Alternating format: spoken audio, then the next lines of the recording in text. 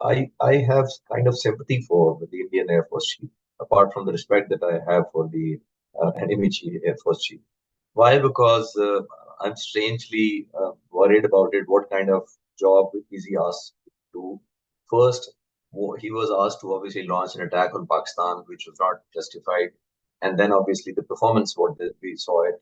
And then again, 93 days down, he's coming up to the media without any proofs or documentations.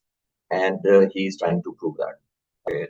To one point here, that I believe that when the cause is not justified to war, the war is not justified. And when the war is not justified, the performance of the armed forces is not justified.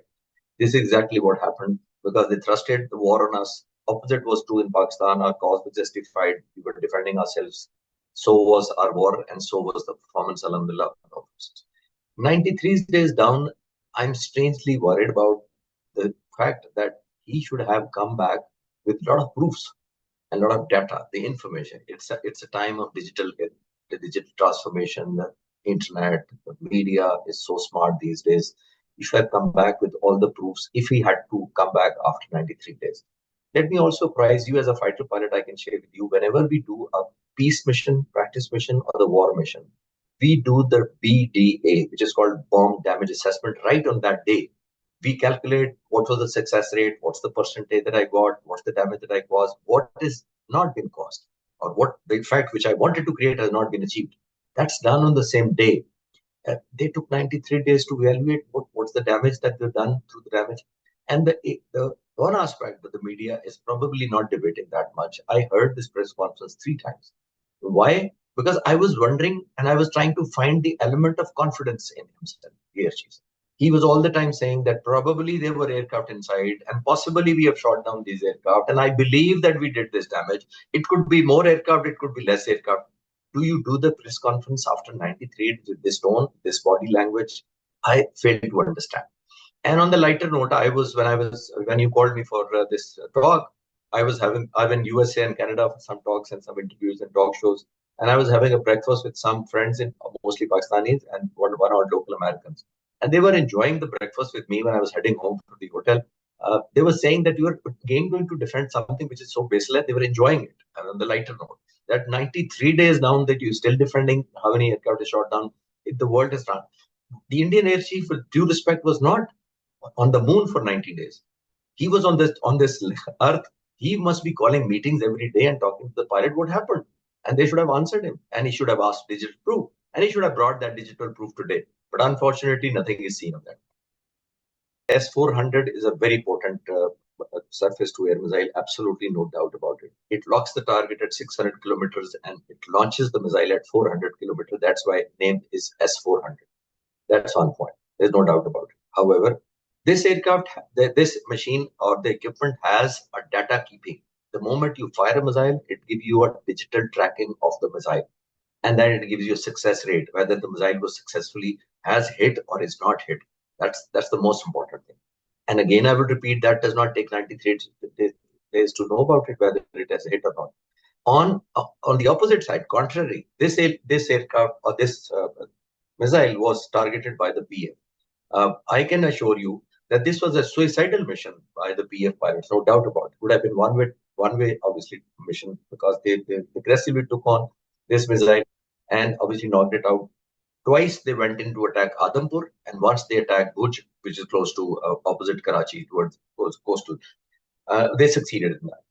This strangely comes so late that everything is in question. What I'm trying to tell you that probably is if they had shot down by S-400 the same afternoon or even few minutes, they could have put the data into the media and shared it with the media.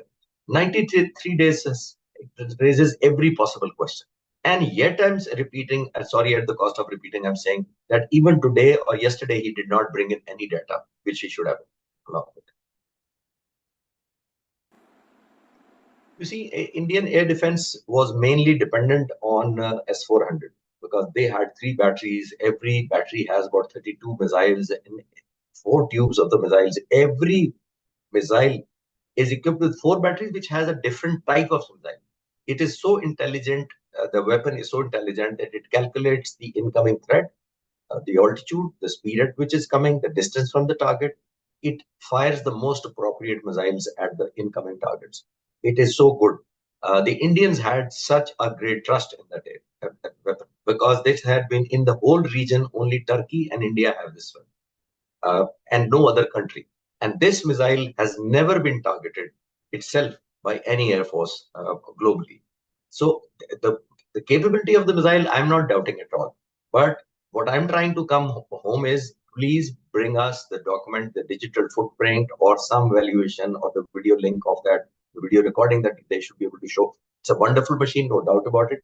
And that is why you see the out of the three batteries, complete S-400, which were deployed against Pakistan, three were knocked out by Pakistanis. That is probably put Indian air defense on a big question mark, and that is why they ran towards American president to ask for a ceasefire. Which obviously I'm waiting. I'm here in USA, and I'm hoping that by the time I return in 10 days, Mr. Trump gets angry to that level that he shares everything himself, that who approached him and who asked for a ceasefire. That's on the light note. I think you hit the nail. Absolutely right. There is a disconnect between the military leadership and the political leadership. As I said, because the whole war or the conflict was politically motivated when the armed forces were not behind it. And that is why they found it difficult to defend a politically motivated objective.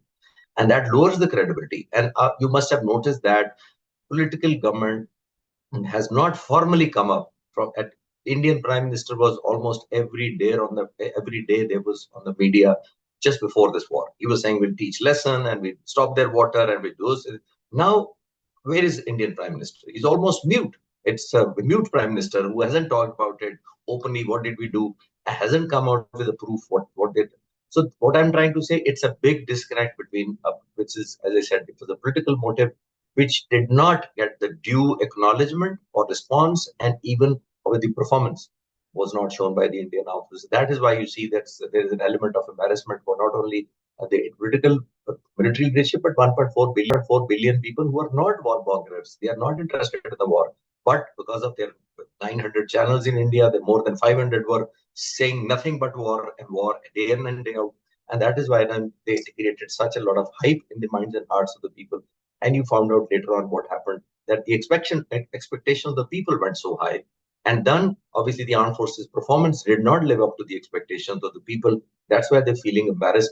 And even today you find out the Indian Air Chief saying, however, conditions attached kind of press conference. I do not find that all element of confidence it shot down almost 5 or 6 aircraft of Pakistan. No, it's not a never-ending debate. That is the only solution, and it's a good initiative by Pakistan that we should come out with to count with the neutral journalist or the manufacturers who are manufacturing these aircraft or weapons. Any military analyst could come and count the aircraft, like we did in 2019. You remember, the Indian claimed that they had shot down an F-16, and we called in all concerned and we made them count our aeroplanes. And they confirmed that Pakistan has 100% all aircraft intact, not a single aircraft lost. And I think this is a good solution. Instead of making 1.8 billion people hostage and the world laughing at us, let's open our account, make the aeroplanes fly, show us the video. These are the 4 Rafales which are getting up in the air, and these are the tail numbers which are flying. And this is what we will do in case they want to share anything, and we can count, we can have the count on our side. And that should settle the debate, I think. But I believe the Indians would never opt for this option because they know they do not have the concrete proof and data. Whereas what we are claiming is absolutely without any doubt, because we do not make and we did not make any claim even on the day right after the war of those aircraft which we did not know about. We were sure about it, only then we started to have the appreciation of claims.